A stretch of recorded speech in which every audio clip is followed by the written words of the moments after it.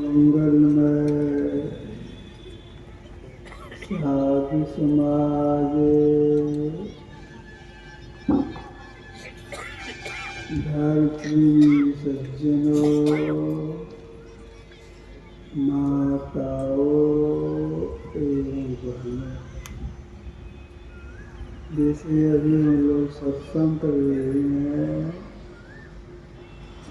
ऐसे ही संत दादूराज महाराज सत्संग कर रहे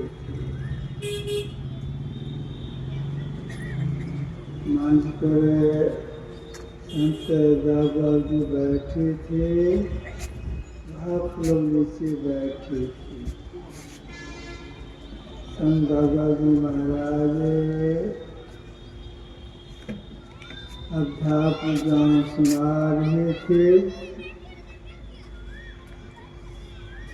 भक्त मंडली सुन रहे थे। एक सुनाना बंद कर दिया,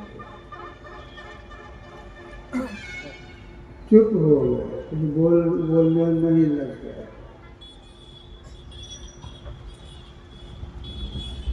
सामने में विद्वान आदमी बैठे हुए थे, तो खड़े हो गए। महाराज जी अभी बहुत बढ़िया बात सुना रहे थे, एक चुप क्यों हो गए?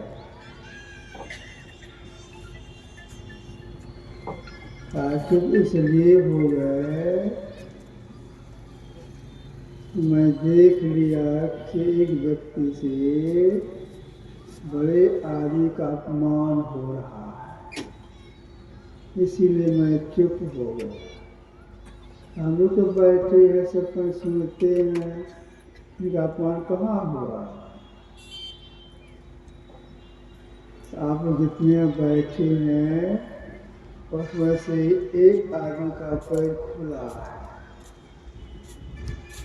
कपड़े से ढका हुआ नहीं है। अपने से बड़ों को खुला पैर दिखाना उनका अपमान माना जाता है। सत्संग में जब आवे यह ख्याल रखें कि पैर को झाँप के बैठे।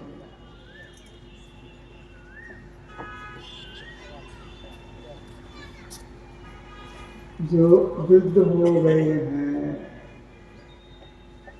नीचे नहीं बैठ सकते हैं, कोई रोग हो गया है, लाचारी उनके लिए है, कुर्सी पर भी बैठेंगे, पर कैसे झाँकेंगे? पर कुछ खुला रहेगा। जो स्वस्थ है, लाचारी नहीं है, तो शौक से कुर्सी पर नहीं बैठना चाहिए, नीचे में बैठना चाहिए, पर झाँप के बैठना चाहिए। मैं तो कह दिया बात माने ने मुझे आगे मैं तो कह दिया।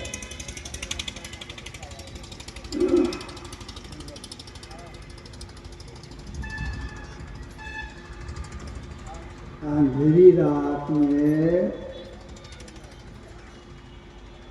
हम लोग अगर टॉर्च जलाते हैं या आवाज कम कर दीजिए, विश्वास मत कीजिए। टॉर्च को जब ऊपर ले जाते, टॉर्च को ऊपर ले जाते हैं तो टॉर्च आवाज कम कर दीजिए भाई साहब, आवाज कम कीजिए। तेज करने से होता है क्या, हम लोग बोलने पहले आवाज खींच लेता है।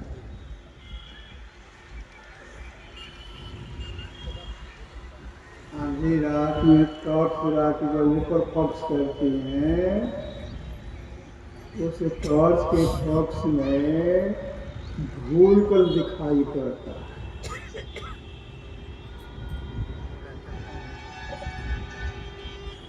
उस धूल कण में सूक्ष्म रूप से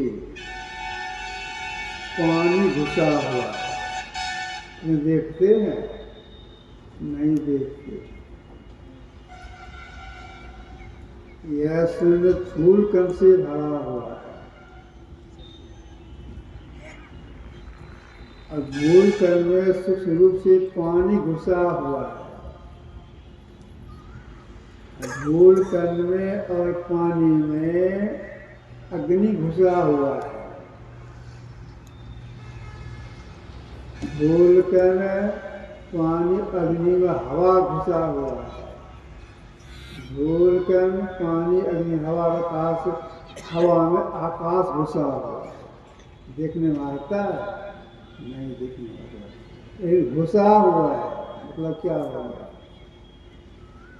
मिट्टी, पानी, अग्नि, हवा, ये चार तत्वों में आकाश घुसा हुआ है, सघनता से घुसा हुआ है।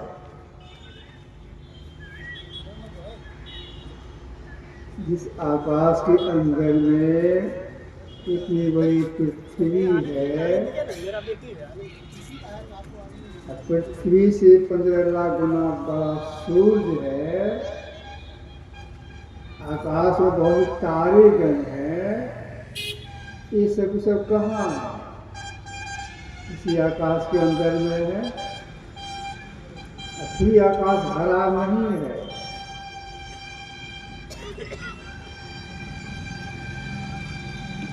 इस आकाश में कुछ घुसा हुआ है और जो घुसा है उसी से आकाश को उत्पत्ति हुई, ऐसा आपको कहना है। तो आप इतना बड़ा आकाश, इसमें कौन सी घुसा है और किससे जब उत्पन्न हुआ है? तो आपको कहना है इस आकाश में समष्टि अहंकार घुसा हुआ है। समष्टि अहंकार से ही इस आकाश की उत्पत्ति हुई है। अब देखिए समष्टि अहंकार दायरा कितना बड़ा होगा। समष्टि अहंकार किसको कहेंगे? शरीर के भीतर में मन है, बुद्धि है, चित्त है, अहंकार है। यह जो चार इंद्रियां हैं भीतर वाली, यह है व्यष्टि रूप में, यानी आवरण से आवर्णित है। और जो भीतर भी है बाहर भी है उसको बोलते हैं समष्टि। तो आपको कहना है कि समष्टि अहंकार इतना बड़ा है, इतना बारीक है। यह समष्टि अहंकार मिट्टी में, पानी में, मिट्टी में घुलकर, मिट्टी में, पानी में, अग्नि में, हवा में और इस आकाश में भी घुसा हुआ है। आकाश में चलते फिरते हैं, इस आकाश में घुसा हुआ है। अब देखिए समझ अहंकार कितना पतला होगा। इस आकाश में चलते फिरते हैं, इसका घर्षण लगता है? ऐसे कभी घर्षण लगता है? नहीं लगता है। कोई आदमी चुटकी से रगड़ सकते हैं? रगड़ में नहीं आता है। क्या? बहुत पतला है। इतना बड़ा है, इतना बड़ा आकाश, वैसा आकाश में भी घुसा हुआ है। उसके बाद सभी स्वयं घुसा हुआ है और सबसे बाहर भी है। कौन? याद रखिए, समष्टि अहंकार। अरे समष्टि अहंकार बड़ा होने का होने के कारण फिर वो दोहरा देता है, मिट्टी में, पानी में, अग्नि में, हवा में और आकाश में घुस करके अपना मंडल बाहर रखा है। कौन? समष्टि अहंकार। याद रखिए, यह समष्टि अहंकार सूक्ष्म होने पर भी ससीम है, बड़ा होने पर भी ससीम है, अधिकतर रखने पर भी यह ससीम है, मतलब इसके बाद सीमा है, जो अवकाश है। यह भी किसी उत्पन्न हुआ है, जिसे उत्पन्न हुआ है वह इससे बेसी पतला है। आप कहेंगे समष्टि अहंकार तो अपने बहुत पतला, बहुत बड़ा, यह किससे उत्पन्न हुआ? ऐसे पर हुआ भी इससे भी बड़ा, वह क्या है? तो आपको कहना है वह है समष्टि बुद्धि। उनसे भीतर में जो है वह दृष्टि बुद्धि, समष्टि बुद्धि समष्टि अहंकार से पहले का बना हुआ है। समष्टि बुद्धि से समष्टि अहंकार की उत्पत्ति हुई है। इसलिए समष्टि बुद्धि मिट्टी में, पानी में, अग्नि में, हवा में, आकाश में, समष्टि अहंकार में घुस करके, सघनता से घुस करके अपना मंडल बाहर रखे। कौन? समष्टि बुद्धि। इतना होने पर समष्टि बुद्धि ससीम ही है, तो सीमा वाला है। इसके बाद अवकाश है, यह भी किसी से उत्पन्न हुआ है, जिसे उत्पन्न हुआ है वैसे बड़ा है, इसे पतला है। तो यह क्या है भाई? आपको कहना है वह मूल प्रकृति, जिसको साहित्य भाषा में कहा गया है सामधार्मिक जड़ात्मिका मूल प्रकृति। सामधार्मिक जड़ात्मिका मूल प्रकृति। सामधार्मिक क्यों कहा गया? इसलिए कि यहाँ पर सतोगुण, रजोगुण, तमोगुण सब अवस्था में रहता है। मूल प्रकृति इसलिए कहा गया है, यहीं तक जड़ मंडल है, स्थूल, सूक्ष्म, कारण, महाकारण, इसको महाकारण भी कहते हैं मूल प्रकृति को। यहीं तक जड़ मंडल है, इसलिए मूल प्रकृति कहा। यह देखिए, अब यह मूल प्रकृति कितना बड़ा होगा, कितना पतला होगा। बड़ा और पतला होने का यह मूल प्रकृति मिट्टी में, पानी में, अग्नि में, हवा में, आकाश में, अहंकार में, समष्टि बुद्धि में भी घुस करके अपना मंडल बाहर रखा है। कौन? मूल प्रकृति, जिसको महाकारण मंडल कहती है। इतना बड़ा होने पर भी आपको कहना है यह भी ससीम है और सीमा वाला है, इसका अवकाश है। यह भी किसी से उत्पन्न हुआ है। यह मूल प्रकृति किससे उत्पन्न हुआ है? जड़ प्रकृति उत्पत्ति हुई है चेतन प्रकृति से, जो प्राप्रकृति बोलते हैं, चेतन मंडल बोलते हैं। अब देखो चेतन मंडल प्राप्त कितना बड़ा होगा, कितना बारीक होगा। तो बड़ा और बारीक होने के कारण यह चेतन मंडल प्राप्त करके सघनता के साथ मिट्टी में, पानी में, अग्नि में, हवा में, आकाश में, समस्त अहंकार में, मूल प्रकृति में घुसा हुआ है। सब उससे बाहर भी है। कौन? प्राप्रकृति। तो जड़ प्रकृति और चेतन प्रकृति ये दोनों हो गए, दोनों ससीम हैं, सीमा वाला है, उसके बाद अवकाश है, इसके बाद बाहर दायरा है। गुरुदेव साधना के संत बन गए, तब उन्होंने लिखा, इस बारीक बात को उन्होंने लिखा है अपने सत्संग योग चतुर्थ भाग प्रश्न 5 में। चेतन और जड़ के संबंध शांत और अनस्थिर हैं। क्या कहा इन्होंने? चेतन और जड़ के संबंध शांत, सीमा वाला और अनस्थिर है, स्थिर रहने वाला नहीं है। ऐसा क्यों कहा? तो हम लोग अभी सिद्धांत पाठ किए हैं, ये प्रकृति द्वय उत्पत्ति लय हवे प्रभु की मौज से, ये अजा अनाजा स्वयं है, हर में कहना चाहिए।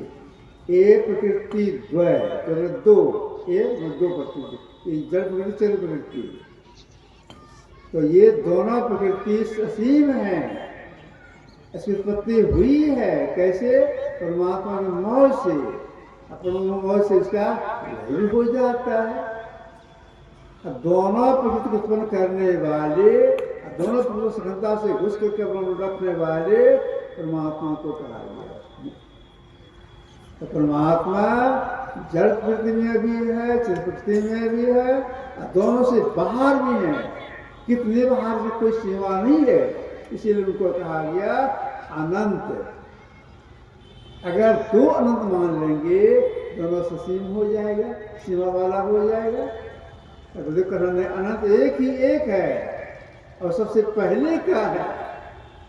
तो जो एक ही एक है, तो इतने बारीक हैं कि सृष्टि के कण कण में व्यापक होकर के अपना मंडल बाहर रखते हैं। सृष्टि कण कण में घुस करके अपना मंडल बाहर रखते हैं। कितने बाहर है, इसकी कोई सीमा नहीं है।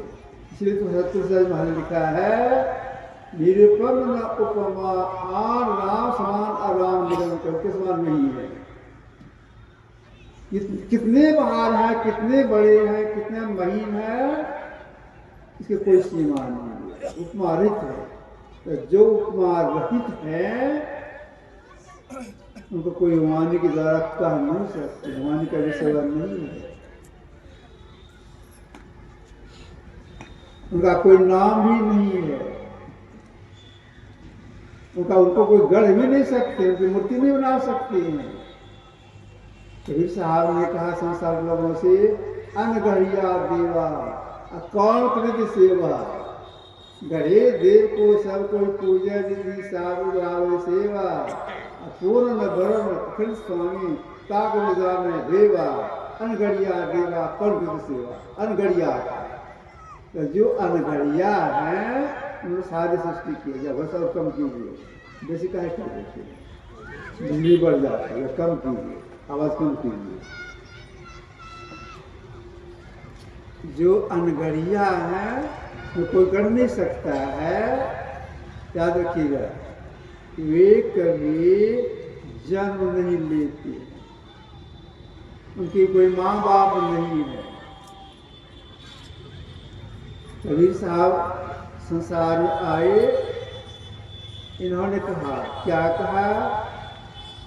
कर्ता एक, कर्ता परमात्मा, कर्ता एक अगम है आप, वाके कोई माई न बाप, कर्ता के बंधु नहीं नारी, सदा अखंड अगम अपारी, कर्ता खावे न पीवे, कर्ता को मरे न जीवे, कर्ता से रूप न रेखा, कर्ता से वर्ण न रेखा, जाकी जात गुप्त सुनाही, महिमा बन जाए मोह पाही, रूप अरूप नहीं थी नाम, वर्ण अवर नहीं थी ठाव, कहे कोई विचार की तब कुछ कीर्तन नाय, परम पुरुष आप ही अगम अगोचर में। कर्ता एक,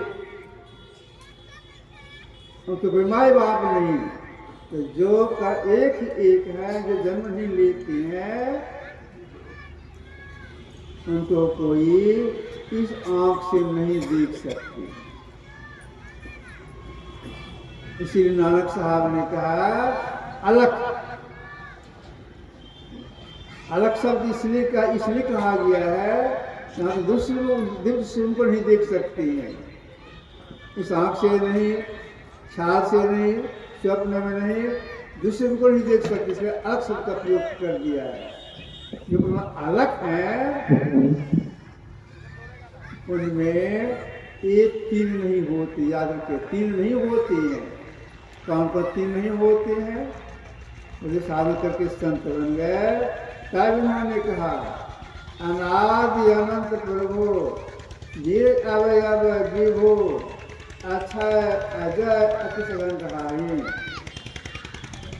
उन परमात्मा में आदि नहीं, मध्य नहीं, अंत नहीं, ये माया में होती है। तो जो एक ही एक है, जिनमें तीन नहीं है,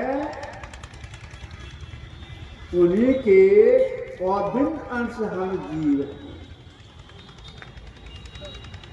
भिन्न नहीं, अभिन्न अंश हम जीव हैं। दोनों अंतर क्या है? जीव और पी में अंतर क्या है? तो साधना करके संत बन गए, तब इन्होंने सत्संग योग चतुर्थ भाग में लिखे हैं। क्या लिखे हैं? प्रकृति के भेद रूप सारे जातों के पार में, सारे नाम रूपों के पार में, वर्णात्मक, भिन्नात्मक, आहत, अनाहत आदि शब्दों के परे जो आच्छादनहीन शांति का पद है, वही परम पुरुष ईश्वर का जड़ातीत, चैतन्यातीत, निज और चिंत स्वरूप है। उसका यही स्वरूप सारे आच्छादनों में अंश रूप में व्यापक है। जहाँ सारे भेदों के अनुसार ब्रह्म और जीवादि नाम हैं, अंश अंशी तत्रूप में निश्चय एक है, परंतु अणुता और भिन्नता भिन्न अवस्था है। दोनों एक ही हैं, एक अणुता और भिन्नता का भेद है। और यह भी आच्छादन रहने पर महसूस होता है, वो आच्छादन हट जाए, दोनों एक ही एक है। तो जो परमात्मा एक ही है, उसकी अभिन्न से हम जीव है, अंतर भिन्नता का भेद है, लेकिन हाँ हम जीव के ऊपर तीन आवरण पड़ गया है, तीन पर्दा पड़ गया है। इसलिए अनुरूप में हम लोग हैं, हमारा विरूप में है। हम लोग अभी स्नात पाठ किए हैं, घट तंत्र प्रकाशो शब्द पट त्रय, जीव पर है चार, जीव पर तीन पर्दा। जब तीनों पर्दों को हम जीव पार कर जाएंगे तो जो जीव है सो जीव है, जो पी है उससे कोई अंतर नहीं। यही काम करने के परमात्मा को सब जीव को यह शरीर मिला है, इसका यह काम करो, अपने पर आपने जो उसको हटाओ तो आंख बंद कर अंधकार दिखाई पड़ता है। अंधकार का प्रकाश है, वह शब्द है, तीनों को कैसे पार करेंगे? इसलिए क्या करना पड़ेगा? अपने से होगा? अगर कोई यह सोचे आंख बंद अंधकार दिखाई पड़ता है, इस अंधकार को हम धक्का दे के हटा देंगे। घटा सकते हैं? नहीं घटा सकते। तो यह सोचे जो आर भाई के यहाँ जाएंगे या हमारे भाई के यहाँ जाएंगे, बर्मा मांग के ले आएंगे, छेद कर देंगे। अंधकार में छेद कर सकेंगे अपने से? नहीं होगा। अंधकार छेद किया जाता है, कैसे? या फिर गुरु बताते हैं, गुरु के पास जाना पड़ेगा। जब उनके पास जाएंगे तो बताएंगे अंधकार छेद कैसे किया जाता है। छेद करने के पहले शक्ति पार करने की युक्ति बताएंगे, तब आप छेद कर सकते हैं। बल प्राप्त करना होगा, बल प्राप्त करने के क्या करना पड़ेगा? गोली खाना पड़ेगा, दंड करना पड़ेगा। मैंने यह काम है, आप शुल्क उपासना करेंगे, माफ सुनेगा, तब शक्ति आ जाएगी। वो उपासना करने जिस उपासना करने से अंधकार में छेद कर सकते हैं, अंधकार में पार कर सकते हैं। अब उपासना में क्या करेंगे? परमात्मा जपने की बहुत से नाम हैं। दादो सृजनहार के केते नाम अनंत। उन नामों से एक नाम का जप करने के लिए गुरु बता देते हैं, इस नाम को जपिएगा, अच्छा लगे तो छोड़ दीजिएगा। इसके बाद बता देते, सांकेतिक संस्कृत भाषा बता देते, इनका ध्यान कीजिएगा। तो जिनका ध्यान के संकेत कर देना गुरु का ध्यान करना पड़ता है, जिनको मानसन हम लोग बोलते हैं। एक नाम का जप, एक रूप का ध्यान, ये स्थूल पासना। एक नाम की जप करने के बाद मानसन करने के लिए महापुरुषों ने कहा। जब तक मानसन ठीक ठीक कर नहीं पाएंगे तो सारे जोड़ करके इनका छेद कर नहीं सकते, शक्ति ही नहीं आएगी करने का, नहीं कर सकते, सफलता मिलेगी नहीं। मानस सारस्वतीक बालकांड चौपाई संख्या 5 वो यह है, श्री गुरुपद नख मणिगण ज्योति सिमिरत दिव्य दृश्य होती। इसका अर्थ किए हैं, इसकी लंबी टिप्पणी किए हैं।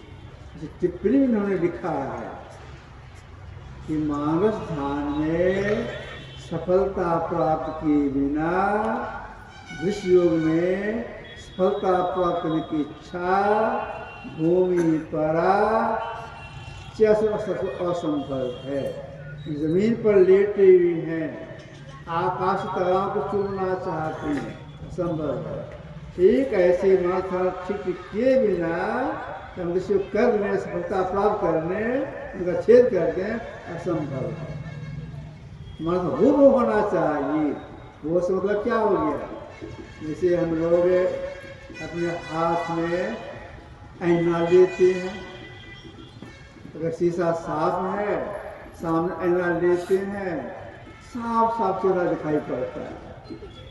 ठीक है, साफ साफ चेहरा दिखाई पड़े, जिनका ध्यान करना चाहते हैं उनका रूप साफ साफ दिखाई पड़े,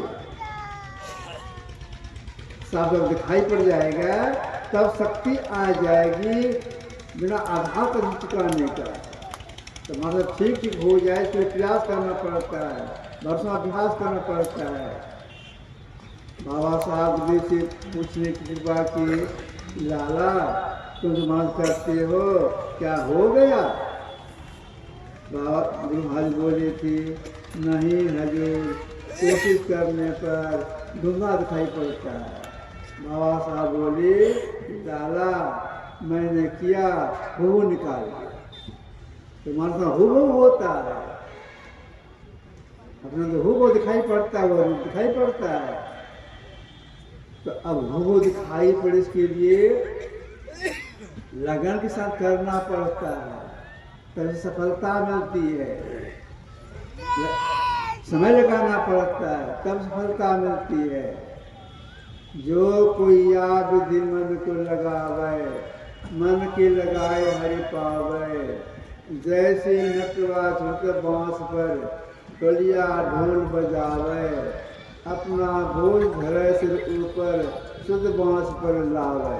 पहला हुक्म कबीर साहब ने कहा। आप देखे होंगे नट के खेल को, तो बहुत खेल दिखाता है, उसमें एक क्रिया भी दिखाता है।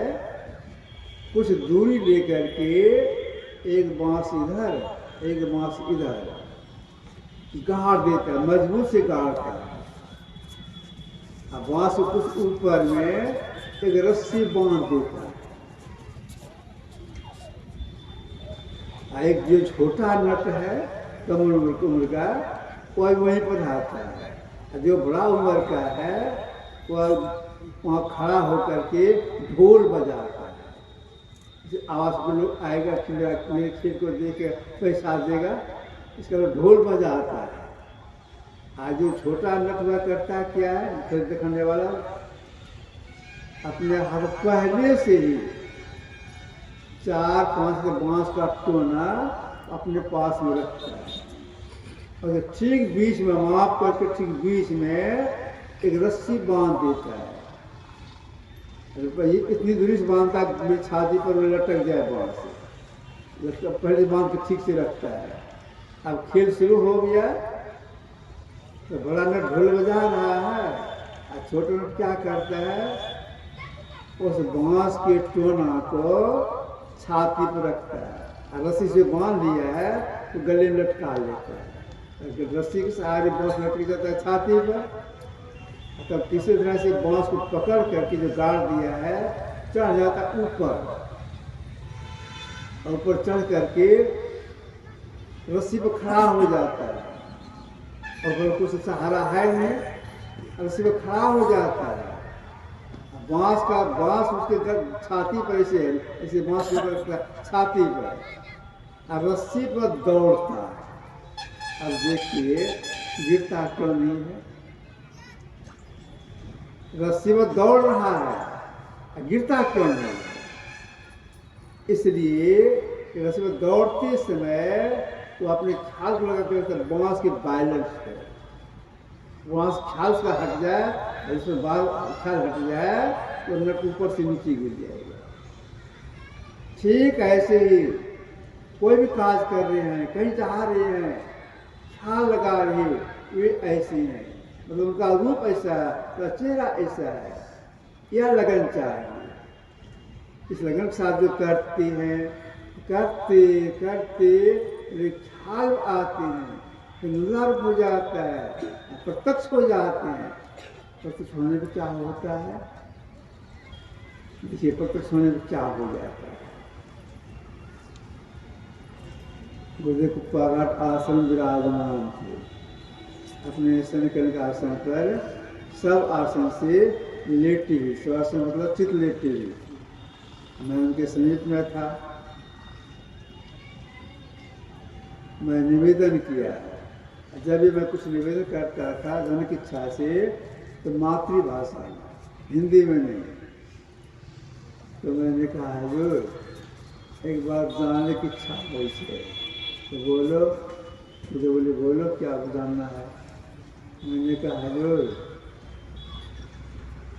दिव्य स्पूर्णता तो वैसे ऋषियों की सफलता,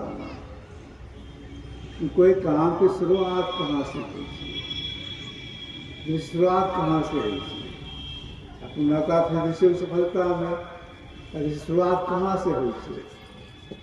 तो हाजी बोले थे मानस जी, इनकी भाषा। तो जो मानस ठीक कर लेते हैं उसे ही प्रारंभ हो जाती है।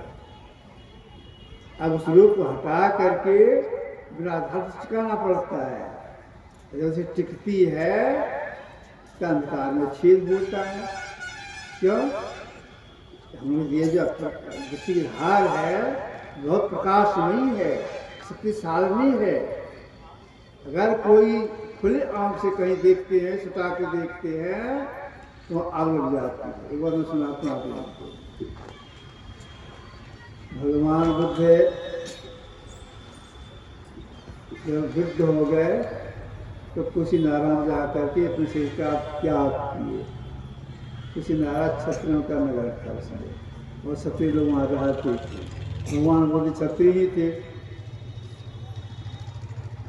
तो वहाँ के क्षत्रिय बाबू वापस विचार किए कि यहाँ के शरीर त्याग किए हैं, दाह संस्कार व्यवस्था हम लोगों को करना है। इनके बहुत से शिष्य लोग हैं, दूर दूर रहते हैं, बच्चे लोग दूर दूर रहते हैं, सबको दर्शन हो जाए, इसी व्यवस्था करनी चाहिए। इस क्षत्रिय बाबू लोग क्या किए, एक लोहे का संदूक बनाया और संदूक में तेल को भर दिए और भगवान बुद्ध के शरीर को उस तेल में रख दिए। तेल में शरीर खराब, लाश खराब नहीं होता। कुछ लोग आते हैं, दर्शन करते हैं, जाते हैं, दर्शन लोग आते हैं, दर्शन करते हैं, जाते हैं। आज 7वां दिन हो गया। क्षत्रिय बाबू सोचे आज 7वां दिन हो गया, सको दर्शन तो कहीं हो ही गया, अब 10,000 कर देना चाहिए। तो चिता बनाई, बहुत बड़ी चिता बनाई, संदूक को बंद किए और संदूक समेत चिता पर चढ़ा दिए। और से लकड़ी रख दिए, बगल से लकड़ी रख दिए। कभी हम संपन्न आदमी थे, अभी छतरी वाले लोग क्या किए, लुका बनाए, कई आदमी के 5 आदमी मिल करके लुका बनाए, 5 लुका जाकर चीज उसमें दे दिए, 3 रुपये दे दिए होंगे। चिता में ऐसे लगाने लग गए, जिस चिता में लकड़ी सटाते थे लुका बुझ जाती। अरे यह क्या हुआ, लकड़ी तो सूखा हुआ है, लुका क्यों बुझता है? प्रयास करते थक गए, चिता आग लगी। संजोग होने पर एक भिक्षु खड़े थे, तो तमाशा कर देख रहे पहले ये लोग क्या क्या करते हैं। जब ये लोग हैरान हो गए तब उनका नाम था अनिरुद्ध। उन्होंने कहा सुनिए, तथागत का संस्कार इस लौकिक अग्नि से नहीं होगा, ये पूर्ण संत हैं। एक बात की बात यह है, उनके जो सबसे वरिष्ठ शिष्य हैं महाकाश्यप महाराज, अभी वो यहाँ नहीं पहुँचे हैं। मैं यहीं से देख रहा हूँ, आप लोग नहीं देख रहे, हम देख रहे हैं। आज 2 कोस की दूरी पर हैं, 4 से 7 3 साल आ रहे हैं उनके दर्शन के लिए, उनके दर्शन के लिए प्रतीक्षा कीजिए, क्या कोई आजकल क्या होता है। सब लोग खड़े रहे प्रतीक्षा में रहे। महाकाश्यप महाराज वहाँ पहुँचे, भगवान बुद्ध का दर्शन हुआ। सब समाचार मालूम कैसी सी बात हो रही है, आग नहीं लग रहा है। महाकाश्यप जी महाराज ने कहा, आप जितने लोग हैं यहाँ पे चिता से हट जाइए, चारों तरफ से हट जाए, दूर हट जाइए। सब दूर हट गए। तब महाकाश्यप ने क्या किए, वहाँ खड़े हो गए, जो खड़े हो गए, खड़े होकर के एक टक से आँख खोल करके एक टक से चिता को देखने लगे, ऐसे कर चिता को देखने लगे। देखते देखते जैसे जरा सटती है भक्स आ गया ये तो बाहर की आँख की करामत है, भीतर की दिशा से सट जाएगी तब क्या हो जाएगा, अंधकार उच्छेद हो जाएगा। इसलिए समय लगाना पड़ता है तब यह काम होता है। कितना समय लगाना पड़ता है इसमें। कबीर साहब ने कहा, 8 पहर सन्मुख लड़े, सोई बांधे बाना हो, जीत सला भव सागर, सोई सूरा मागाना। 8 पर सामने देखना होगा, कहाँ जहाँ देखने को बताएगा ठीक वहीं देखना होगा। 8 पर, 4 पर का दिन 4 पर का रात, अपनी बुद्धि नहीं लगानी पड़ेगी। अगर अपनी बुद्धि लगा देंगे यहाँ पर तो लाभ को मतलब हानि हो जाएगी, मतलब आँख गड़बड़ी हो जाएगी। अपनी बुद्धि नहीं लगानी है। गुरु जो निशाना बता दिए हैं, जहाँ देखने निशाना बता दिए हैं ठीक वहीं देखना है। यही बात फिर साहब ने अपने शिष्य तकी से कहा था। क्या कहा था इन्होंने, फिर साहब ने, ऐ तकी तकते रहो, मुर्शद ने आए पंजा दिया, बेहोश मत छोड़ियो, घर चाहे जलवा दिया, होगा फल दरगाह तक, खोपो खतर की जा नहीं, सीधे चला जाना वहाँ, मुर्शद ने फतवा दिया। मंसूर सरमद बू अली और सस मौलाना हुए, पहुँचे गुजरात से पुख्ता किया आदि का। उन्होंने क्या कहा, ऐ तकी तकते रहो। जब कहाँ तकते रहो, जहाँ उसने पंजा दिया, उसने गुरु पहुँचा फकीर, पंजा में भेद जुक्ति, तो फारसी भाषा है पंजा। जहाँ गुरु ने पंजा में भेद बताया देखने, ठीक ठीक वहीं पर देखो, तुम्हारा काम करो देखना। जितने जो कोई है सब करने को यही काम करना पड़ा है, देखने वाला काम करना पड़ा है। कई का नाम गिना दिए, मंसूर सरमद बू अली, सब कई का नाम गिना दिए। ये लोग सब यही काम किए हैं। पहला नाम आया उसमें मंसूर का। मंसूर कोटि के फकीर थे। इन्होंने संसार गुणों को कहा। और एक पहले इन्होंने क्या कहा, बाहरी बात खंडन किए, तब सही बात इन्होंने कहा। पहले खंडन किया है बाहरी बात में, बाहरी बात में लगेगा तब नहीं होगा। असली बात यह है, ये सब करोगे तब हो जाएगा, उनका छेद हो जाएगा, जब प्राप्ति हो जाएगी। तो क्या कहा मंसूर ने कहा, क्या होता है वजू किए से, यह फारसी भाषा से, इसका हिंदी अर्थ होता है देह की सफाई। दिन में 10 बार नहाते रहो, जैसे भगवान दिन नहाते हैं, जितने वर्षों जब तक और नहाएंगे।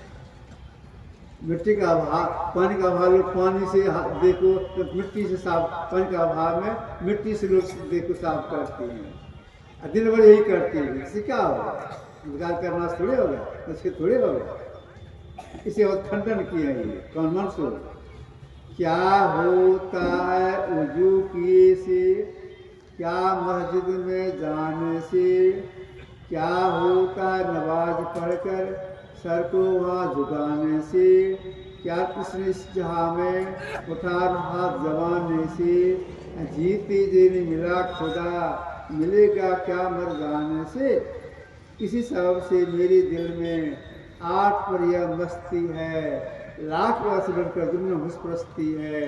जिसमें देखा उसने पाया है वह तेरे निशान से, अजब मजा पाया हमने, अजब मजा पाया हमने। कैसे, आँख में आँख मिला, निचोड़ बात, आँख मत मिलाइए, तत्काल छेद हो जाएगा, ब्रह्म प्रकाश प्राप्ति हो जाएगी, ब्रह्म प्राप्ति हो जाएगी।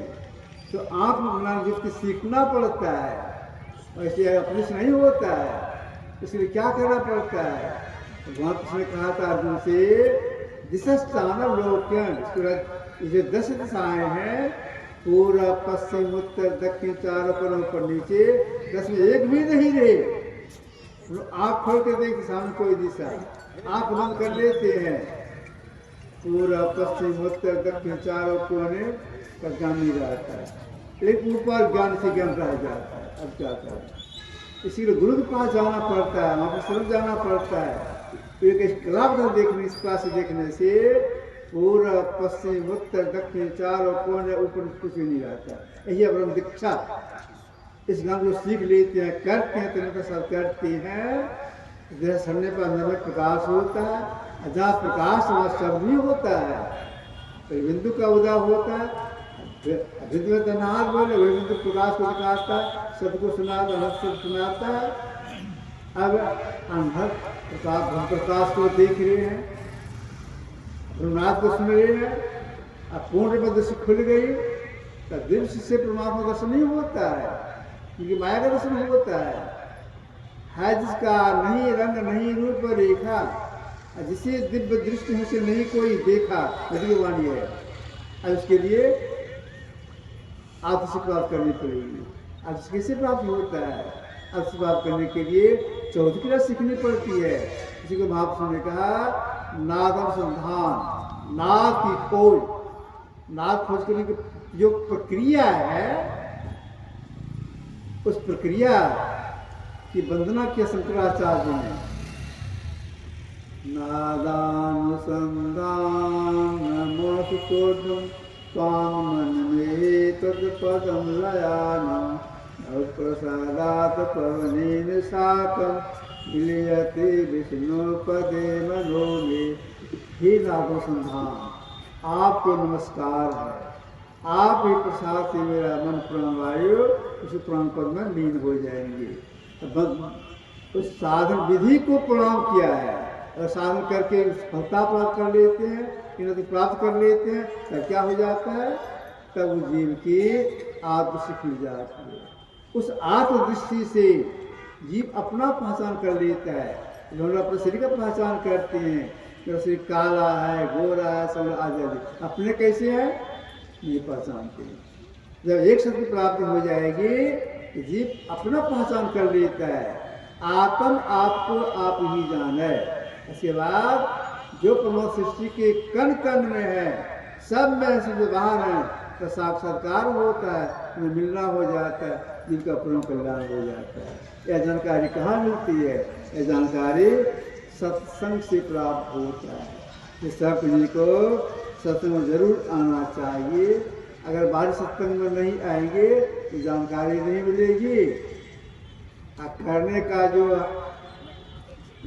प्रेरक है, प्रेरणा देने वाला प्रेरक स्रोत भी बंद हो जाएगा। बाहरी सत्संग प्रेरणा करता है जब तक करने के लिए। जिसे देखिए गांव घर की माँ बहनें भोजन बनाती हैं, शहर में प्राय गैस से लोग भोजन बनाती हैं, और गाँव घर में जलावन से एक चूल्हा बना लेते हैं।